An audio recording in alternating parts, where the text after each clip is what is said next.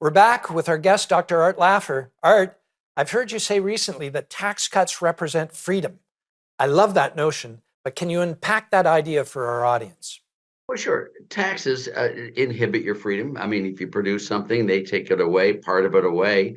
And so the higher the taxes are, Vest, the more likely it is they'll be taking away your ability to get your own income, your own earnings from your own production, your own work.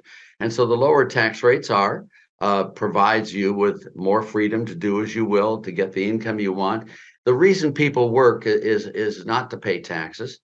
People work to get what they can after tax. And so if tax rates are high, what they do is they really destroy the ability of people to earn what they can after tax. And that's where you lose your freedom.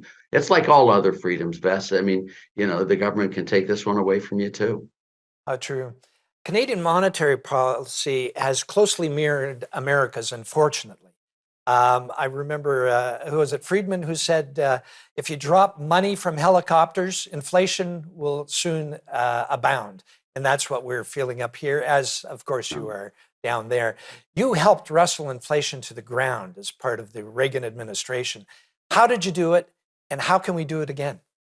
Well, there were two parts to it. Very simply, one was the monetary part. If you remember, Jimmy Carter appointed Paul Volcker as chairman of the Fed. Volcker took about a year to get control of the Fed and get it under his tutelage.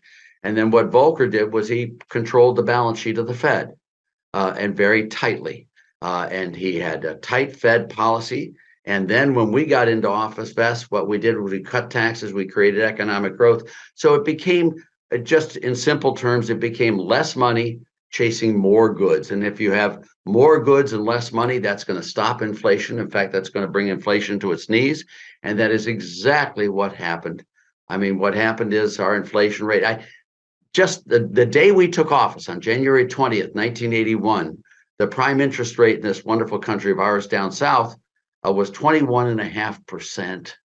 And that was the peak. And Volcker got that inflation rate to come down, I mean, really quite dramatically. And interest rates and inflation dropped for the next 8 years and created part of the creation of an enormous prosperity that we had under Reagan and Volcker. Is there a magic number? Do you have to be a certain percentage above inflation to bring inflation down? No, I mean, I don't think there's any magic number to inflation. It depends on which index you're using. Are you talking about wage inflation, CPI inflation, producers' price? I mean, there are all sorts of different things. In fact, it used to be inflation was just the price of gold back in the olden days. So there are lots of ways of looking at it. And there's no magic number there, but you want it low so it doesn't really cause long-term contracts in the business community and the labor community to be destroyed.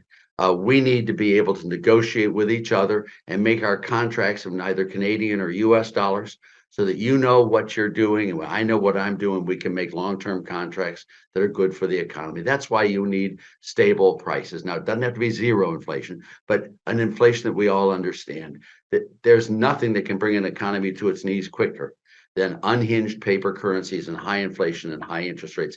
It just destroys the whole contractual basis of the business community in the world. Wow. President Biden is slated to meet with Prime Minister Trudeau in Ottawa very shortly. I know you've been in many meetings like this over your storied career. What would you hope they would agree upon regarding the economy moving forward? Well, hope is a big word here. I mean, it's pipe dream, if I may use the phrase there. I would hope they'd agree that U.S. and Canada are partners, not enemies, not combatants. I would hope they would be like Robert Bourassa was with Lyndon Johnson on the U.S.-Canadian auto agreement, that there are some things Canada does better than the U.S. There are some things the U.S. does better in Canada. We and Canada would be foolish and extreme if we didn't sell to Canada those things we make better than Canada does and buy from them those things they make better than we do. It's a win-win. It's called the gains from trade, comparative advantage, David Ricardo. That's what I'd hope they'd come up with. Now, I'm not very hopeful. Biden has been very xenophobic lately, wanting to put sanctions on people, wanting to put in trade agreements, prohibitive trade agreements. He wants to buy America over buying Canada. That's not the way we should be, and especially not with Canada. I mean, you're our blood brothers. We are, two. I mean, you're 1/10 our size, but big brothers can love little brothers too. and little brothers can love big brothers. We're all in this world together, and Canada should be our best partner, our best trading, our best friend, not someone to protect ourselves from. Boy, I totally agree. I always felt that when Reagan and Mulroney had the helm, that our two countries did the best. Our growth rate was extraordinary, and we did very well.